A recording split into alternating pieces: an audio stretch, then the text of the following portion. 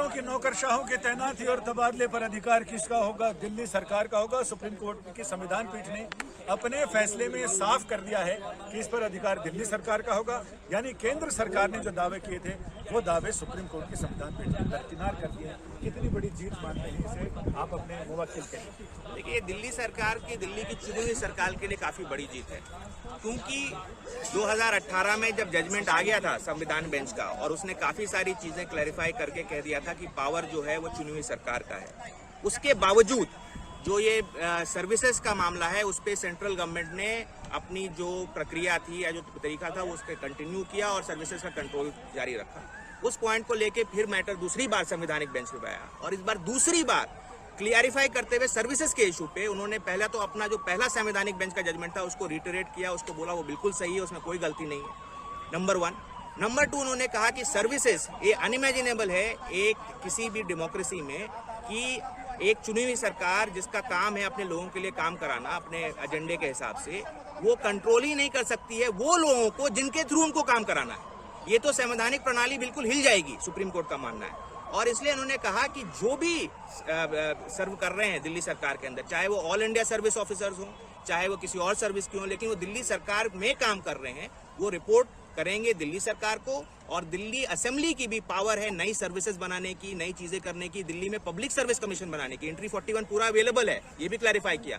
तो अब चाहे अगर तो दिल्ली असेंबली दिल्ली में एक पब्लिक सर्विस कमीशन भी बना सकती है इस जजमेंट के बाद। यानी कुल मिलाकर इसको पाथ ब्रेकिंग तो कहने से तोड़ फोड़ वाली चीजें आ जाती हैं, इसको लाइट हाउस जजमेंट कह सकते हैं। हाँ, आप लाइट हाउस, कभी भी सरकारों के जहाज रास्ता भटकेंगे तो ये फैसला उनको रास्ता दिखाएगा। हाँ नहीं, ये लाइट हाउस जजमेंट है, ये वही पोजीशन रिटरेट करता है जो संवैधानिक पोजीशन है।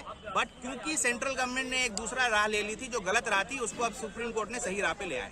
तो कोर्ट ने क्या, संविधान पीठ ने नजरिया बदला है, चश्मे का नंबर बदला है, क्या कहें? देखिए, ये मैं नहीं कह रहा, सुप्रीम कोर्ट ने जो संवैधानिक दृष्टिकोण है उसको दिखा दिया है सारी पार्टीज के लिए। तो ये कई अन्य जगह जहां पर केंद्र शासित प्रदेश है लेकिन वहां विधानसभा है, यानी पूर्ण नहीं है लेकिन वहां उपराज्यपाल बैठते हैं, कई जगह वहां कन्फ्लिक्शन है, पुदुचेरी में भी वहां पर ऐसा ही। तो हर जगह ये फैसला, हाँ बिल्कुल, ये फैसला, देखिए दिल्ली एक लौता ऐसा केंद्र शासित प्रदेश है जहाँ पे संविधान खुद एक असेंबली एस्टेब्लिश करता है।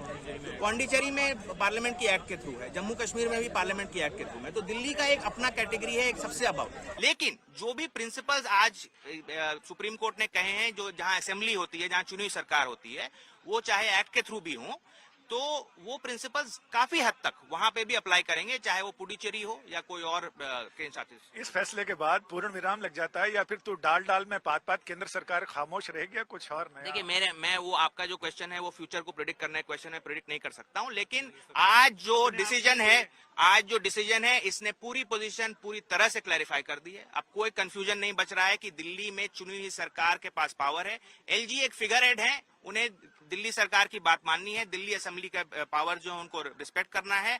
और मैक्सिमम अगर कोई ओकेजनल केस में उन्हें कोई जेन्युइन डिफरेंस ऑफ ओपिनियन है तो वो राष्ट्रपति को उसको रेफर कर सकते हैं। अदरवाइज एलजी का इंडिपेंडेंट पावर कुछ नहीं है। ये सुप्रीम कोर्ट ने आज दूसरी संवैधानिक पीठ ने 2018 के बाद ये फिर से रिटरेट करके क्लैरिफाई कर दिया है।